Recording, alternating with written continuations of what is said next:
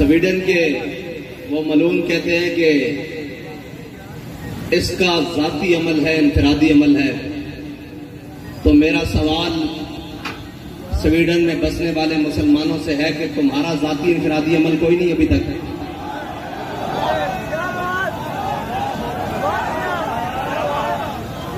अगर तुम कलमा पढ़ते हो तो तुम्हारा भी जाती इनफरादी अमल इस वक्त बहुत सारे हो जाने चाहिए थे। बस इसका तो दूसरा हल है ही कोई नहीं। और दूसरा, अगर उसका जाती है तो फिर तुम्हारा भी तो जाती खालिद इब्न वलीद वाला होना चाहिए। तुम्हारा जाती अमल भी तो उमर बिन खत्ताब वाला होना चाहिए। तुम्हारा जाती अमल भी तो जनाब गाजी इल्मुद्दीन वाला होना चाहिए। तुम्हारा जाती अमल भी तो आमिर अब्दुर्रहमान शीमा वाला होना चाहिए। तुम्हारा जाती अमल भी तो जनाब मुमताज कादरी वाला होना चाहिए। बस इसकी दूसरी कोई राय नहीं है कि उसके खिलाफ क्या बात करें। और एक ऐलान है, वो ऐलान ये है कि लब्बैक के पास हुकूमत नहीं है और हमारे पास इक्तदार भी नहीं है। इक्तदार पर यहूद व नसारा के एजेंट और दुनिया के बदतरीन हाकिम हमारे ऊपर मुसल्लत हैं और सियासी खुसरे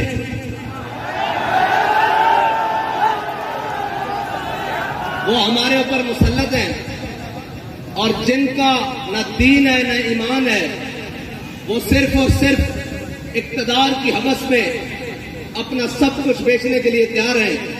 उन्होंने पूरी कौम की इज्जत भी बेच डाली है।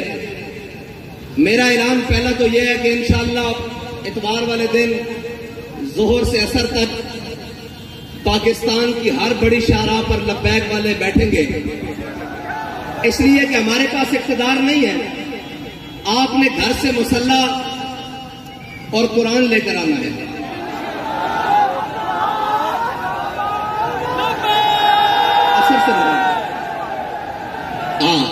असर से मगरिब तक सबने इतवार वाले दिन कुरान और मुसल्ला लेकर आना है।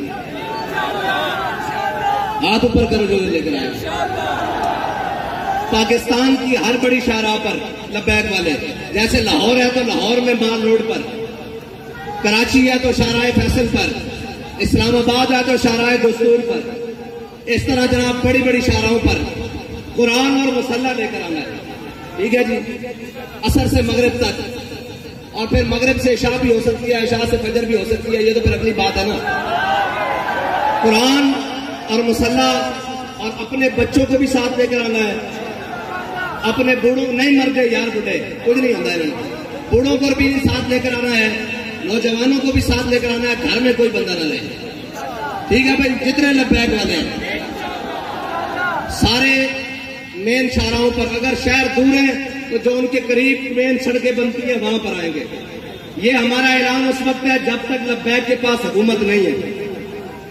और अगर लब्बैक के पास हुकूमत होती आज के दिन तो फिर कोई तहरीकी मार्च रैलियों का ऐलान नहीं होता, सिर्फ एक पीटीवी का माइक होता और जो भी लब्बैक जिसको हाकिम बनाती वो सामने होता और वो कहता कि घरों से एक मुसल्ला और अपना हथियार और अपनी सवारी लेकर शाहराहों पर।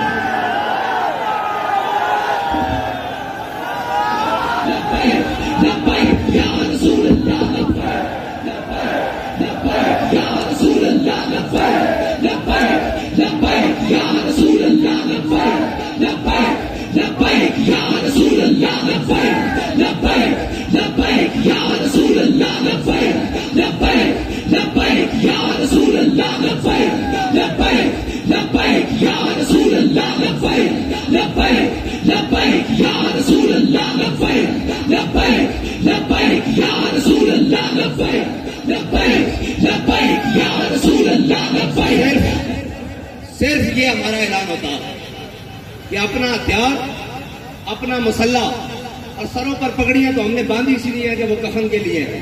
वैसे भी सफेद सूट बांधते हैं, वैसे भी शहीद तो जिस हालत में भी चला जाए। और अल्लाह की कसम, ये यूरोपीय यूनियन नेटो की बात करते हैं, पूरी दुनिया इनके कदमों में आ जानी थी। अगर ये ऐलान आज भी कर दें कि तमाम मुसलमान जो चाहते हैं कुरान की हिफाजत हो तो अपना मुसल्ला बाईं बगल में और अपना हथियार दाईं बगल में और हाथ लब्बैक के नारे साथ बुलंद करते हुए बाहर आ जाए। हम बात करने जा रहे हैं आलम कुफर से कि या तो तुम नहीं या तो हम नहीं। ये है इलाज इनका, और कोई इलाज नहीं है। ये कुरान बाबा जी पहले भी कह के गए हैं, ये कुरान इसलिए जलाते हैं कि तुम मलून हो, तुम हाकिम बेशरम हो। वरना यार एक इसराइल, इतना सा इसराइल, आज उन्होंने इस बात को शामिल किया है कि ठीक है जी मुसलमानों का भी एहतजाज, लेकिन हम इसको इसलिए नहीं चलने देंगे कि जनाब इसमें तौरात और यहूदियों की तौरात और इंजील है जी, ये सारी इसका भी जलाने का उन्होंने ऐलान किया है। लिहाजा हमसे बात इसराइल के सफीर ने की है, हम आइंदा के बाद इसकी इजाजत नहीं देंगे। इसको गैर कानूनी करार देने लगे हैं। डूब के मर जाना चाहिए पूरी उम्मत मुस्लिमा को, पूरी उम्मत को डूब के मर जाना चाहिए, इसलिए कि उनका एक सफीर के चंद लफ्ज वो काम कर गए जो पूरी 1.5 अरब मुसलमान नहीं कर सके। इकबाल कहता है हिफ्ज़े कुरान अजीम आईने तुस। इकबाल कहता है कुरान की हिफाजत ये तेरा पहला आईन है, इस्लाम का आईन है। हिफ्ज़े कुरान अजीम आईने तुस, ये तेरा पहला आईन है। और हरफ हकरा फाश वतन कहता है जब भी हक की बात आ जाए सरे बाजार करना ये तेरा दीन है, ना तो आईन है। अब पूछते हैं लब्बैक वालों का आईन क्या है? आज के बाद आपको हमारा आईन पता लग गया है। अगर लब्बैक के बाद पास हुकूमत आई और अगर किसी ने ऐसी हरकत की तो हमारा इलाज एक ही है।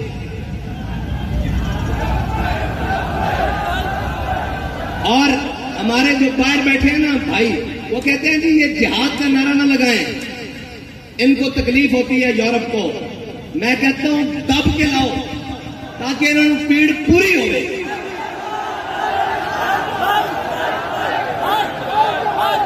अल जिहाद अल जिहाद अल जिहाद अल जिहाद अल जिहाद अल जिहाद। और नहीं कोई ऐसी दुनिया अफलाक के नीचे, नहीं कोई ऐसी, इकबाल कहता है ना, नहीं कोई ऐसी दुनिया अफलाक के नीचे बेमार का हाथ आए तख्ते जमो के। इकबाल कहता है दुनिया में कोई ऐसी जगह रह नहीं गई कि मुसलमान कहें हम वहां इज्जत से हुकूमत कर रहे हैं। इकबाल कहता है उसका एक ही तरीका है कि जिहाद के लिए मोहम्मद अरबी की तलवार उठा लो।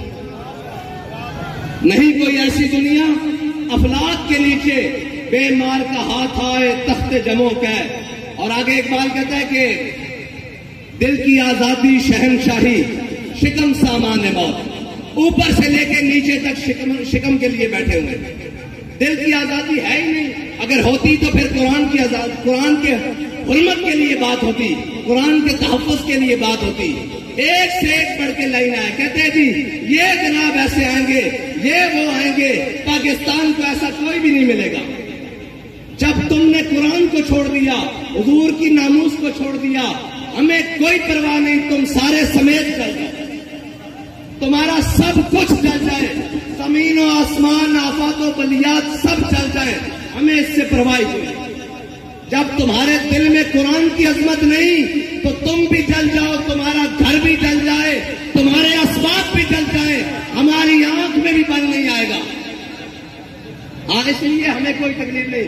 हमें अगर तकलीफ है तो कुरान के जलने की है, इसलिए कि वो तकलीफ इसलिए, हाँ अगर तुम्हें कुरान के जलने की तकलीफ होती तो फिर जो हाथ तुम्हारे जाने वाला उस हाथ को हम तोड़ते,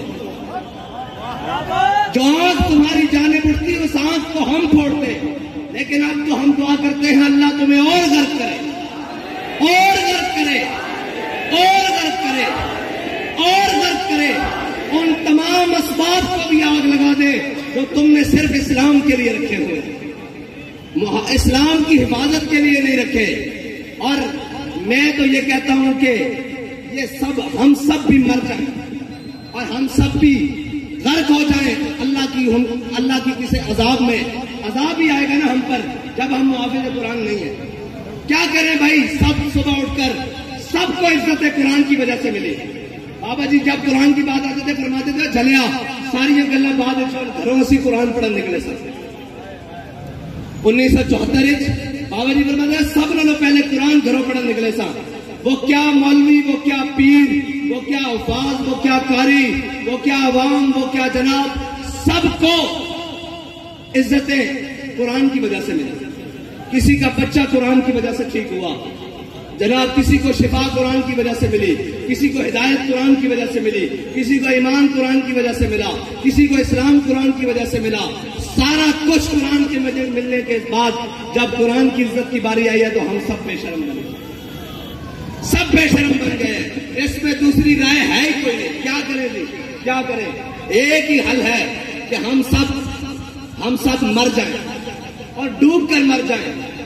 यार एक इसराइली की बात, एक सफीर की बात स्वीडन को रोक सकती है तो 1.5 अरब मुसलमान कोई नहीं, कुछ भी नहीं। ये झूठ है, ये पाकिस्तान का नाम भी, ये रियासत का सब फ्रॉड, 57 इस्लामी ममालिक सब झूठ, 1.5 अरब मुसलमान सब धोखा, कुछ भी नहीं है। अगर होता तो आज कुरान को सरेआम ऐसे कोई न जलाता। और यार वारसा की चीजें कहीं इस तरह लावारिस करके जलाना ये बात नहीं है। बस हमारी बात इतनी है, हाँ आपने आना है और हम क्या कर सकते हैं? कुछ भी नहीं कर सकते। क्या वो सारे मलून हक तो ये था ना कि आज के दिन कहते हैं यौम तकद्दुस मनाना है। मैंने कहा तुम तकद्दुस को छोड़ो, 365 दिन भी मनाओ तो कोई फर्क नहीं पड़ता।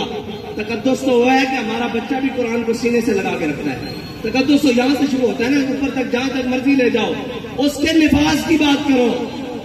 तुम आज के दिन सिर्फ 1 मिनट के लिए नेवल चीफ भी बुला लेते, आर्मी चीफ भी बुला लेते, फिदाइया का चीफ भी बुला लेते, सारे आईजी भी बुला लेते, रेंजर के सरबराह भी बुला लेते, सारी जनाब एफसी के सरबराह भी बुला लेते, सारे वजीर भी बुला लेते और सारे हाथ में आज कलेक्शन को पकड़कर सफीर को बुलाते, स्वीडन को।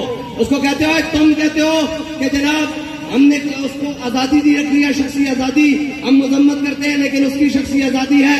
लो आज हम तुम्हें ये बता रहे हैं कि हमने कुरान की हिफाजत का जिम्मा अल्लाह ने हमारे लिए लगाया है।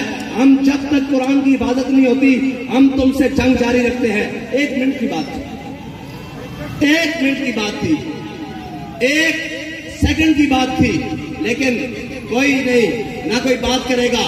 हम जनाब मुजम्मत करते हैं। मैंने कहा मुजम्मत की जरूरत नहीं, जब मुरम्मत की ताकत हो तो मुजम्मत हैसियत ही कुछ नहीं रखती। मुजम्मत तो शाह साहब ने कहा ईसाई भी कर रहे हैं, मुजम्मत तो यहूदी भी कर रहे हैं, मुजम्मत तो पारसी भी कर रहे हैं, मुजम्मत तो हिंदू भी कर रहे हैं। तुम्हें अल्लाह ने इसलिए नहीं ताकत दी थी, तुम्हारा काम था तुम मुरम्मत करते। हाँ, जिस तरह उनकी मुरम्मत की है जिन्होंने तुम्हारे घर को जलाया। हाँ, जिस तरह उनके लिए स्पेशल अदालतें बनाई हैं, जैसे उनके लिए लोहे के राड तैयार किए थे, जैसे उनको आधी रात को जनाब अंधी गोलियों से मारा है, उस तरह मुरम्मत करते तो इनकी जरूरत भी ना होती बात करते। लेकिन क्या करें, वो इकबाल ने कहा क्या नहीं है और कोई गजनबी कारगाए हयात में। लेकिन इंशाअल्लाह अगर बात इस हद तक आ गई है तो फिर अल्लाह को भी तो कुछ मंजूर होगा ना, फिर उसकी कुदरतों को भी तो कुछ मंजूर होगा कि वो अपनी कुदरतों से इस्लाम के मुहाफिजों को गालिब लाएगा, दीन के मुहाफिजों को गालिब लाएगा, इस्लाम के मुहाफिजों को गालिब लाएगा।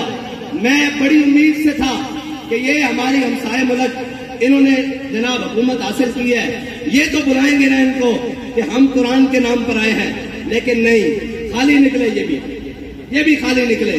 कुरान की इबादत के लिए कोई नहीं, ये तो फिर हुकूमतों की लड़ाई रही, ये तो फिर रियासतों की लड़ाई रही, दीन की लड़ाई खत्म। दीन की लड़ाई के लिए अगर इस सदी में कोई आया है तो उसको अमीरुल मुजाहिदीन कहते हैं। बस बाकी सब झूठ निकला, सब फ्रॉड निकला, सब धोखाबाजी निकली। और कुरान तो यार मुश्तरका है, इसकी तो जनाब जेर जबर के बारे में किसी का इख्तलाफ नहीं है जी। आज क्यों चुप हो गए? आज अपनी बारी आई तो सारे बंदूकें उठाकर सुपर पावरों से लड़ने चले गए, कुरान की बारी आई तो हुकूमतें बचाने चले गए। चलो वाखिर दावा